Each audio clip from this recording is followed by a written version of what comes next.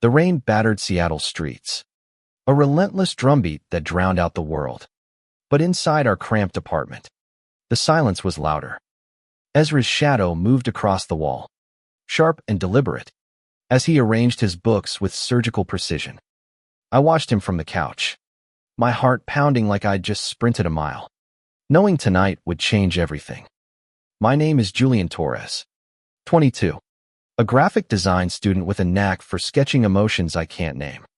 Ezra Callahan, my roommate, is 23, a brooding biochemistry major who guards his space like a fortress. His bed always pristine, sheets stretched tight as a room is off limits. His water, whether in a glass or a bottle, is sacred. Don't touch, he'd said on day one, his gray eyes cold as slate.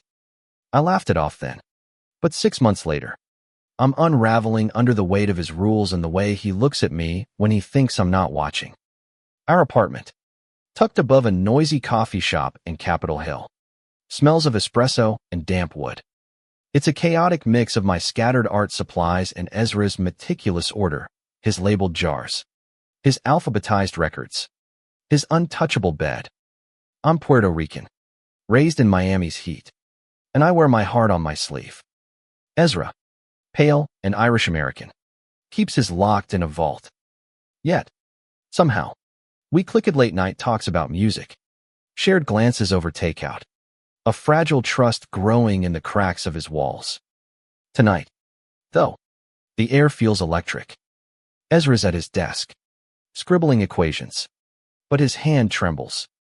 I catch a flicker of vulnerability and my sketchbook falls to the floor with a thud. He looks up, startled, and our eyes lock. "You okay, Jules?" he asks, his voice softer than usual. I nod, but I'm not. I'm drowning in the tension between his rules and the way his fingers linger when he hands me coffee. It started small. A month ago, I was parched, and without thinking, I grabbed his glass of water from the counter. He froze, jaw tight, but didn't snap. Instead, he watched me drink, his gaze tracing my throat. "Don't do that again," he muttered, but there was no venom, just a quiet plea. Then, last week, I crashed on his bed after a late study session, too tired to drag myself to my own. I woke to find him sitting cross-legged beside me, not angry, but studying me like I was a puzzle he couldn't solve. "Your trouble," he whispered, and my heart stopped. Now, as the rain hammers the windows, I decide to push. "Ezra," I say, standing, my voice steady despite the storm in my chest. "Why the rules? The bed, the water, what's it about?" He stiffens, his pen pausing mid-stroke. For a moment, I think he'll shut me out again. But then he sighs, a sound heavy with secrets, and sets the pen down. "It's not about the stuff," he says, barely audible. "It's about control. Growing up, things were messy. My daughter drank. A lot. Water was my anchor. Something pure. The bed. It's where I could be untouchable. Safe." His voice cracks, and I see the boy behind the fortress, the one who built walls to survive. I step closer, heart racing. "You don't need walls with me." His eyes flicker, fear and longing tangled together. I reach out, my hand hovering near his, and the air hums with possibility. He doesn't pull away. That night, we talk until dawn about his childhood in Tacoma, my dreams of designing album covers, the weight of being queer in a world that doesn't always understand. When I lean in, tentative, and brush my lips against his, he doesn't flinch. Instead, he kisses me back, fierce and unguarded, breaking every rule he's ever set. The next morning, sunlight spills through the blinds, painting Ezra's face in gold. He's still asleep, sprawled across his bed where we both ended up after hours of whispered confessions. I trace the curve of his jaw with my eyes, memorizing the piece he rarely shows. But when he wakes, panic flashes across his face. "This can't happen again," he says, sitting up, his voice sharp. I can't lose control. I want to argue, but the fear in his eyes stops me. Instead, I nod, retreating to my side of the apartment. The distance stings, but I see it now. His rules aren't just quirks. They're armor, forged in pain I can't yet fathom. Still, I'm not giving up. I sketch him in my notebook, capturing the softness he hides, determined to prove he's safe with me. Days pass, and the tension builds. Ezra avoids me, burying himself in lab reports. But I catch him watching me when he thinks I'm distracted. At a campus art show, I display a piece inspired by Hema swirling watercolor of a storm breaking into light. He shows up, uninvited, and stares at it for too long. Is that me? He asks, voice raw. I nod, and for a moment, his walls crack. That night, back at the apartment, he breaks another rule. He hands me his water bottle, his fingers brushing mine deliberately. Drink, he says, a challenge in his eyes. I do, and the act feels like a vow. We're teetering on the edge of something bigger, but I know it won't be easy. Ezra's past is a shadow, and I'm starting to suspect it's darker than he's let on. The air in our apartment shifts after that night, charged with unspoken promises and buried fears. Ezra's water bottle sits on the counter, a silent invitation. But he's retreating again, his walls rebuilding faster than I can scale them. I'm not ready to let go it when I've seen the man beneath the armor, the one who kissed me like he was starving. It's a chilly October evening when things escalate. I'm sketching at the kitchen table, charcoal smudging my fingers, when Ezra storms in, his lab coat rumpled and his eyes wild. I failed a titration today, he snaps, tossing his bag onto the couch. Completely botched it. My professor thinks I'm slipping. His voice is sharp, but there's a tremor beneath it, like he's unraveling. I set my pencil down. Careful. You're not slipping. Ezra. You're human. He scoffs, pacing, but I stand, blocking his path. Talk to me. What's going on? For a moment, he looks like he might bolt, but then he slumps against the counter, defeated. It's not just the lab, he admits, his voice low. It's everything. My dad called today. He's out of rehab. Says he's clean. But I've heard that before. And then there's you. His eyes meet mine, raw and unguarded. You're in my head, Jules. I can't focus. My heart leaps, but I keep my voice steady. Is that so bad? He doesn't answer, just grabs his water bottle and takes a long drink, like he's grounding himself. Then, to my shock, he offers it to me. I take it, our fingers brushing, and the gesture feels like a confession. We start breaking rules more often. Late at night, when the city hums below, we sit on his bed, sharing stories. I tell him about growing up in Miami, the vibrant chaos of my family, the sting of being called too soft for loving art. He opens up about his father's alcoholism, the nights spent hiding in his room, making his bed a sanctuary. I thought if I controlled everything, I could keep the chaos out, he says, his voice barely a whisper. I reach for his hand, and he lets me hold it. But the closer we get, the more I sense something lurking. Ezra's phone buzzes, constantly, texts he ignores, calls he sends to voicemail. One night, I catch a name on the screen, Dad. He shuts it off, but his hands shake. He wants to visit, Ezra says, his voice flat. Says he wants to make things right. I want to ask more, but the look in his eyes haunted. Brittle stops me. Instead, I distract him. We go to a queer open mic night at a bar in Fremont, a gritty spot with neon lights and sticky floors. I perform a spoken word piece about identity, my voice trembling but strong. Ezra watches, his expression unreadable. But when I finish, he pulls me into a corner and kisses me, hard and desperate, in front of everyone. The crowd cheers, but all I feel is his warmth, his fear, his need. Back home, we collapse onto his bed, laughing, breathless. Your trouble, he says again, but this time, There's a smile in his voice. We fall asleep tangled together. His rules forgotten. I think we're winning. That love might be enough to break through his past.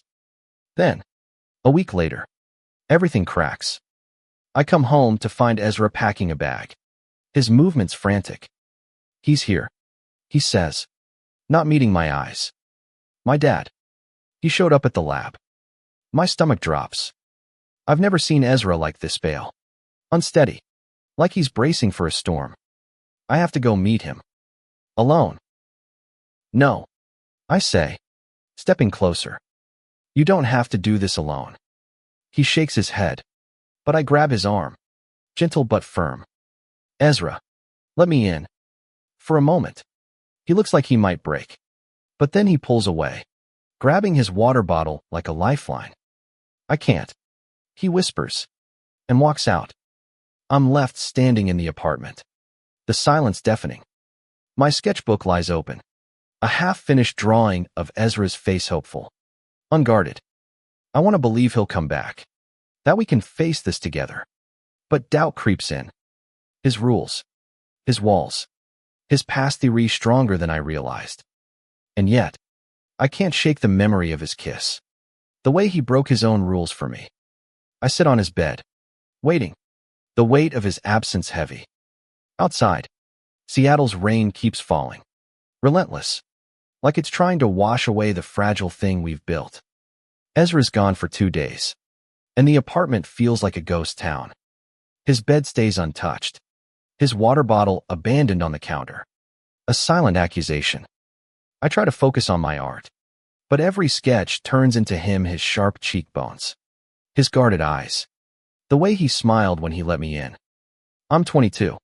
Not naive. But love makes you reckless. I text him. Call him. Leave voicemails that sound too desperate. No response. I pace the apartment, replaying our last conversation, wondering if I pushed too hard.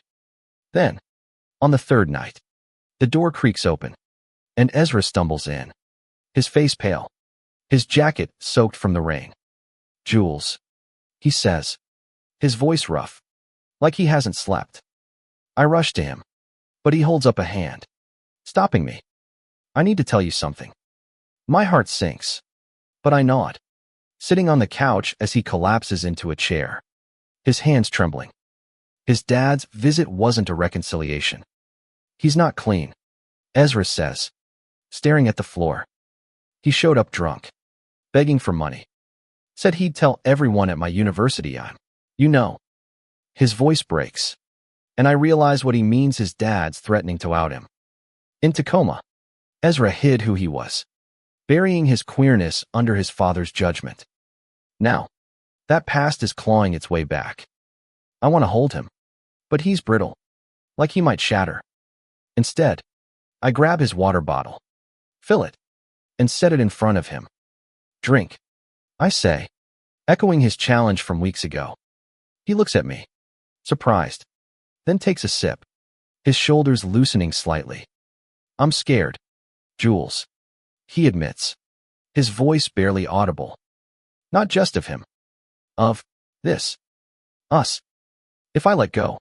If I lose control. What's left? I lean forward, my heart pounding. You. The real you. That's enough. He looks at me, eyes searching, and for the first time, I think he believes me. We spend the night talking, not touching, just unraveling the mess of his past. He tells me about his mom, who left when he was 10, and the years of tiptoeing around his dad's rages. I share my own scars, being bullied for my art, the pressure to man up in a family that didn't get me. By dawn, we're exhausted but closer, the air between us lighter. The next week, we find a rhythm. Ezra lets me sit on his bed while he studies, and we share his water bottle like it's a ritual. But the shadow of his dad lingers. Ezra gets a restraining order, but the fear stays, etched in the way he flinches at loud noises. I try to be his anchor, but I'm scared of losing him, of not being enough. One night, we go to a queer art exhibit in Pioneer Square. A bold move for Ezra. The gallery is packed. vibrant with color and voices.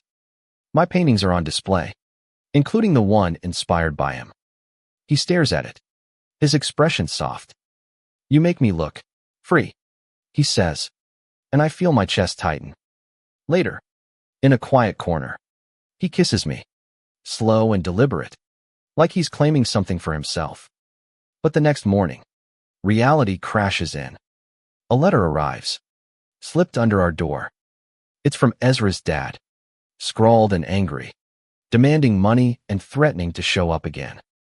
Ezra's face goes white, and he grabs his water bottle, clutching it like a shield. "I can't keep doing this," he says, his voice shaking. "I need to face him." I try to argue, but he's resolute. "I'm going to his motel tomorrow," he says. "I need to end this." My stomach twists, but I know I can't stop him. Instead, I spend the day sketching, pouring my fear into every line. I draw Ezra standing tall, unbroken, hoping it's a prophecy. That night, we lie on his bed, silent but together. I trace his palm with my finger, and he doesn't pull away. "If I don't come back," he whispers, "promise you'll keep drawing." I shake my head, refusing the thought. "You're coming back," I say, my voice fierce. "And I'm coming with you." He looks at me, torn between fear and gratitude. Finally, he nods, and we fall asleep, tangled in his sheets. His rules shattered, but his heart still fragile. The motel is a crumbling relic on the edge of Seattle, its neon sign flickering like a dying pulse. Ezra's hand is cold in mine as we stand outside room 17, the air thick with the scent of rain and cheap cigarettes. I'm terrified, but I squeeze his hand, grounding us both as he knocks. The door swings open, and Ezra's dad is a shadow of the man I imagined gaunt, eyes bloodshot, his voice slurred but venomous. "You brought a friend," he sneers, eyeing me. Ezra steps forward, his voice steady. "This ends now. You don't get to control me anymore." I'm proud of him, but my heart races as his dad laughs. A cruel, jagged sound. The confrontation is brutal. His dad hurls insults, accuses Ezra of abandoning him, and threatens to out him to his professors. Ezra stands tall, but I see the cracks his trembling hands, the way his eyes flicker with old wounds. I step in, my voice sharp. "You don't know him. He's stronger than you'll ever be." The man lunges, and for a moment, I think he'll hit me. But Ezra pulls me back, his grip fierce. We leave, shaken but unbroken, the restraining order our only shield. In the car, Ezra's silent, staring out at the rain. "I thought I'd feel free," he says finally, his voice hollow. But I just feel empty. I reach for his hand, and he lets me hold it, his fingers tightening around mine. Back at the apartment, we collapse onto his bed, the weight of the day heavy between us. I expect him to retreat, but instead, he pulls me close, his breath warm against my neck. "You stayed," he whispers, like it's a revelation. "Always," I say, and mean it. We kiss, slow and tender, and for the first time, his bed feels like ours. The next weeks are a fragile rebuilding. Ezra starts therapy, a step he's avoided for years, and I see glimpses of the man he could be later. Hopeful. We go on dates, real ones, to bookstores and jazz clubs, laughing over shared water bottles. My art flourishes, inspired by him, and he starts leaving notes on my sketches, little confessions of affection. But the past isn't done with us. One night, Ezra gets a call from his dad's lawyer. His father's in jail, arrested for drunk driving. The news hits hard, and Ezra spirals, locking himself in his room. I sit outside, drawing on the floor, waiting. Hours later, he emerges, his eyes red. "I thought I could leave him behind," he says, "but he's still part of me." I take his hand, leading him to the bed. "You're not him. You're you, brave, brilliant, mine." He smiles, faint but real, and we lie down, The boundaries between us gone. That night, he tells me he loves me, his voice steady, and I feel the world shift. We start building a life, small but ours. I get an internship at a design studio, and Ezra aces his finals, his focus returning. We host a queer movie night in our apartment. Friends sprawled across his bed, laughing, sharing water bottles like it's nothing. It's a victory, quiet but profound. But doubt lingers. Ezra's still haunted, and I worry I'm not enough to keep the shadows at bay. One evening, as we're cooking dinner, he freezes, staring at a glass of water. What if I can't let go? He asks, his voice small. I set down the knife, turning to him. Then we'll carry it together. That night, we make a pact: no more hiding, no more walls. He writes a letter to his dad, not to send, but to release, and burns it in a candle flame. I draw him as he does it, capturing the moment he starts to heal. We're not fixed, not perfect, but we're fighting, together. Spring arrives in Seattle, and our apartment blooms with new life plants I bought. Ezra's vinyl collection growing, our laughter filling the spaces once heavy with silence. At 22 and 23, Julian Torres and Ezra Callahan are no longer just roommates. We're partners, navigating love in a world that doesn't always make it easy.